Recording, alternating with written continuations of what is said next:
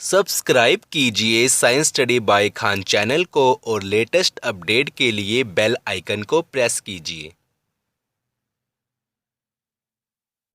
तो स्टूडेंट अस्सलाम वालेकुम, I hope you have a wonderful day. तो आज हम स्टार्ट करने वाले हैं absorption and emission of EM radiation by molecule. तो इससे पहले जिन लोगों को ये चैप्टर आता है, ये टॉपिक आता है, इवन जो हमारा जो चैप्टर चल रहा है वो चल रहा है स्पेक्ट्रोस्कोपी, ये उसका नेक्स्ट टॉपिक है जो हमने प्रीवियस किया था। तो जिसको ये टॉपिक आता है तो वो ये लेक्चर को स्किप कर सकता है, ठीक है, और जिसको नहीं आता तो उसको वो ये देखना बहुत ज़रूरी है, तभी आप आगे की जितने भी टॉपिक है वो आप समझ पाएंगे जो आने वाले टॉपिक है।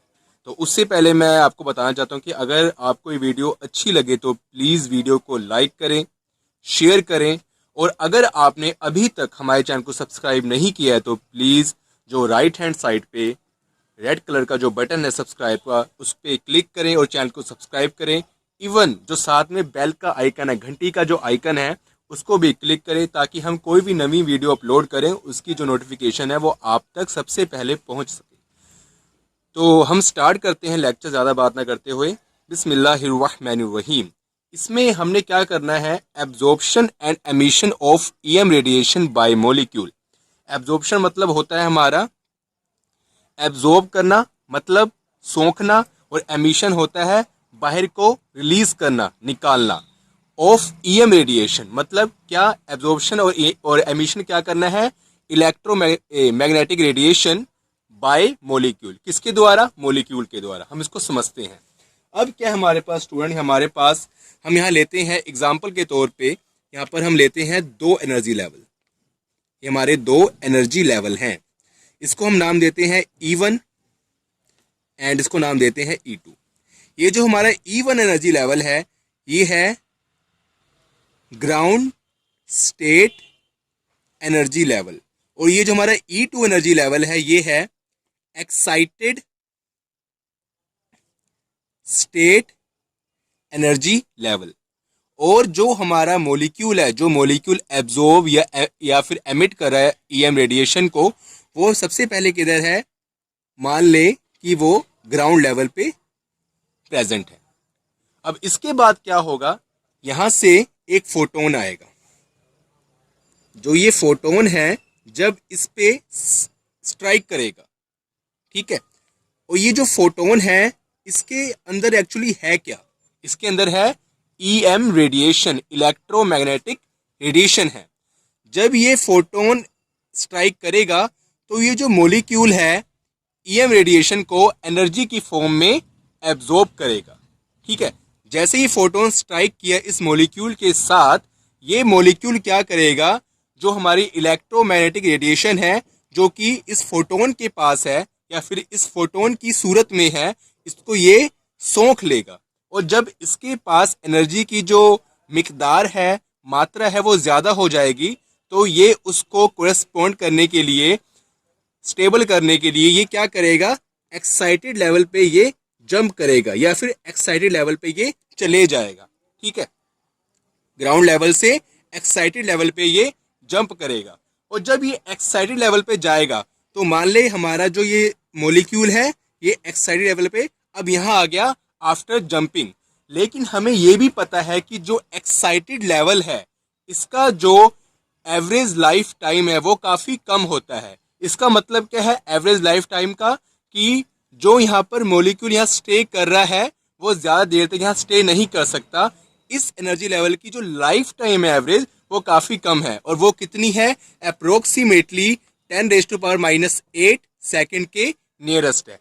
तो अब क्या है, जो हमारा मॉलिक्यूल एक्साइटेड लेवल पे गया तो वो ज़्यादा देर तक यहाँ पर एक्साइटेड लेवल पे नहीं ठहरेगा। वो क्या करेगा, वो वापस आना चाहेगा ग्राउंड लेवल पे, ठीक है ना, वो वापस आना चाहेगा ग्राउंड लेवल पे। तो वो क्या करता है, ग्राउंड लेवल पे आ जाता है। इसकी मैं आपको एग्जांपल देता हूँ कैसे।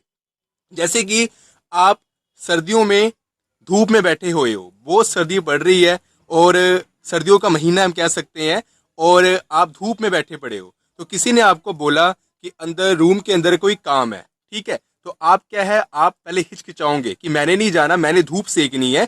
लेकिन और वो काम बहुत ज़रूरी है, अर्जेंट है, तो आप रूम के अंदर जाओगे, काम जल्दी जल्दी फिनिश करोगे, फिर आके आप जहाँ धूप में बैठे थे आप वहीं बैठ जाओगे। तो ये आप कह सकते हो कि ये सर्दी बहुत पड़ रही है, ये धूप का जो एरिया है, किसी ने आपको बोला कि रूम में जाएं ऊपर वहाँ पर काम करें, लेकिन वहाँ पर क्या छाएं हैं, तो आप क्या करोगे, वहाँ काम तो करोगे, लेकिन आप जब काम जैसे ख़त्म होगा या जितनी जल्दी फिनिश करोगे आप काम, उसके बाद आप वापस इस ग्राउंड लेवल पे वापस आ जाओगे, मतलब धूप में वापस आ जाओगे। ठीक है, तो हम यहाँ से इसको समझ सकते हैं। तो जब आप यहाँ पर गए, ठीक है, इसने एनर्जी यहाँ एब्जॉर्ब करी, ठीक है, सोखी, और जब यहाँ पर गए, देखो यहाँ से लेके यहाँ तक जाने में इसको एक्स्ट्रा एनर्जी की जरूरत पड़ी, ठीक है, वो क्या थी, ईएम रेडिएशन। तो जब ये वापस आ रहा है, ठीक है, जब इसके पास एक्स्ट्रा एनर्जी आई, मान लो इसके पास 2 जॉल एनर्जी थी अप्रोक्सीमेटली, यहाँ से इसने एनर्जी गेन करी तो इसके पास होगी 3 जॉल। तो जब 3 जॉल होगी तो 1 जॉल उसके पास बढ़ गई, तो ये यहाँ पहुंच गया। लेकिन जब ये वापस आएगा, तो ये जब वापस आएगा तो उसको 2 जॉल एनर्जी ही स्टे कर पाएगा यहाँ पर। 3 जॉल एनर्जी ये इसके पास नहीं रहेगी। तो जो एनर्जी इसने एब्जॉर्ब करी है, जब ये वापस आएगा रास्ते में, वो ये एनर्जी रिलीज कर देगा, क्या, फोटोन की सूरत में, फोटोन की फॉर्म में ये एनर्जी रिलीज कर देगा। फोटोन ही इसने एक्चुअली एब्जॉर्ब किया था, और जब ये वापस आएगा ग्राउंड लेवल पे तो वही एनर्जी ये रिलीज कर देगा। तो ये क्या है, हमारी जो एनर्जी है ये है ईएम रेडिएशन। एक्चुअली ये क्या है, इलेक्ट्रोमैग्नेटिक रेडिएशन। ठीक है, और ये जो हमारी एनर्जी यहाँ से रिलीज हुई है, TiO, ठीक है, ये जो हमारी रिलीज हुई है, इससे हमारे क्या बनते हैं, एब्जॉर्प्शन स्पेक्ट्रा। ठीक है, डिफरेंट डिफरेंट टाइप के स्पेक्ट्रा बनते हैं, तो उसके बारे में हम डिटेल में बाद में पढ़ेंगे। और इसके अलावा है एमिशन स्पेक्ट्रा। ठीक है, एमिशन का भी यही फंडा है हमारा, कि जैसे कि यहाँ से इसने मान ले, एमिशन का ये होगा कि जैसे कि ये एक्साइटेड लेवल स्टेट पे है, और जब ये वापस आएगा तो ये फॉर्म में ये एनर्जी रिलीज करेगा, मतलब इसने एमिट की एनर्जी, अपने से बाहर निकाली, फेंक दी एनर्जी, तो वो हो गया एमिशन स्पेक्ट्रा। लेकिन हम जो ज्यादा जोर देंगे वो देंगे ओनली एब्जॉर्प्शन स्पेक्ट्रा पे देंगे, क्योंकि आप ये कह सकते हो कि जो एमिशन स्पेक्ट्रा है वो होता तो है, लेकिन वो करना बहुत ही हार्ड है। आप इसको इस एग्जांपल से मैं आपको समझा सकता हूँ।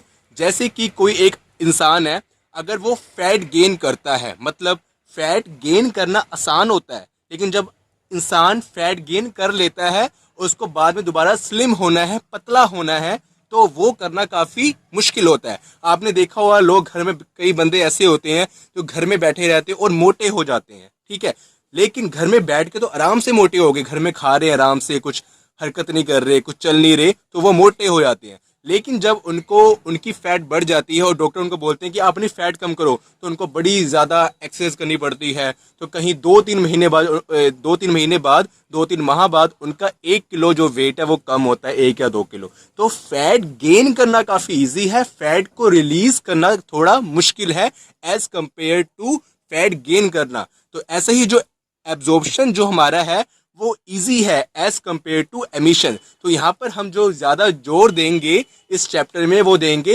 एब्जॉर्प्शन स्पेक्ट्रा, और एमिशन स्पेक्ट्रा की बात हम नहीं करेंगे। लेकिन हमें पता होना चाहिए कि एमिशन स्पेक्ट्रा होता क्या है।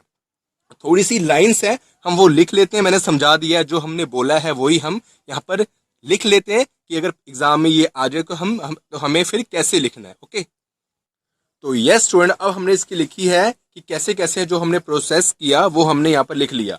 हमने क्या लिखा, the molecule absorbs some amount of energy in the form of electromagnetic radiation, कि मोलिक्यूल ने यहाँ पर एब्जॉर्ब की some amount of energy in the form of EM radiation. Okay, and after absorption of energy the molecule started jump from ground level energy state E1 to excited level energy state E2। तो जब इसने energy absorb कर ली तो इस molecule ने jump किया कहाँ से, ग्राउंड लेवल से E1 से एक्साइटेड लेवल E2 तक। Okay, and the energy absorb by a molecule is quantized, और जो ये एनर्जी एब्जॉर्ब की है इस मोलिक्यूल ने इन द फॉर्म ऑफ फोटोन, तो वो क्या है, क्वांटाइज्ड है। ओके, ठीक है, यहाँ तक समझ आ गया। अब थोड़ा लिखते हैं हम एनर्जी डिफरेंस। मान ले यहाँ पर जो एनर्जी थी ग्राउंड लेवल पे वो थी E1 और एक्साइटेड लेवल पे थी E2। तो एनर्जी डिफरेंस क्या है इन दोनों का, जो एनर्जी डिफरेंस है हमारा वो हुआ E2 माइनस E1, क्योंकि जो एनर्जी एक्साइटेड लेवल की जो एनर्जी है वो ज़्यादा होती है हमेशा ग्राउंड लेवल से। तो हम यहाँ लिख लेते हैं delta E equal to E2 minus E1। और ये जो हमारा होता है डेल्टा ई, ये एक्चुअली इसकी भी इक्वल होता है n Planck's constant and frequency. N क्या है कि नंबर ऑफ एनर्जी लेवल, कि कौन से एनर्जी लेवल पे इसने जंप किया, first second third fourth fifth, ठीक है, एंड वाइस वर्सा। तो ये एन क्या है हमारा नंबर ऑफ एनर्जी लेवल, और ये क्या एच क्या है प्लैंक्स कांस्टेंट जिसकी वैल्यू होती है 6.626 इंटू 10⁻⁻34, और ये क्या फ्रीक्वेंसी। तो हम इसको लिख सकते हैं delta E equal to n h v. H की वैल्यू क्या है हमारी 6.626 इंटू 10⁻⁻34 जाउल सेकेंड, और ये क्या है हमारी फ्रीक्वेंसी। फ्रीक्वेंसी एन क्या है नंबर ऑफ एनर्जी लेवल। तो ये यहां तक बात हुई। अब हम कहते हैं कि जैसे कि जो हमारा मॉलिक्यूल है वो फर्स्ट एक्साइटेड लेवल पे जंप करता है, मतलब उसने जो ग्राउंड लेवल से जंप किया वो एनर्जी लेवल था पहला। तो यहाँ पर जो एन है वो हो जाएगा 1, और डेल्टा ई की वैल्यू आ जाएगी हमारे पास एच फ्रीक्वेंसी। उसके बाद हमने माना कि उसने सेकंड लेवल पे जंप किया N2, तो डेल्टा ई 2H फ्रीक्वेंसी। तो ऐसे ही सो ऑन, हम अगर उसने N लेवल पे जंप किया तो delta E equal to NH frequency. तो आई होप कि आपको ये लेक्चर समझ आया होगा, और अगर फिर भी आपको इस लेक्चर में कुछ भी आपको समझ नहीं आया हो तो आप मुझे कमेंट कर सकते हैं। मैं अपना डिस्क्रिप्शन में अपना मेल दूंगा, आप मुझे मेल भी कर सकते हैं, और आपको कोई परेशानी हो आप बेझिझक पूछ सकते हैं। तो प्लीज़ वीडियो को लाइक करें, शेयर करें, और हमारे चैनल को सब्सक्राइब करें। Okay, thank you so much. फिर मिलते हैं नेक्स्ट लेक्चर में, तब तक के लिए बाय, अल्लाह हाफिज़।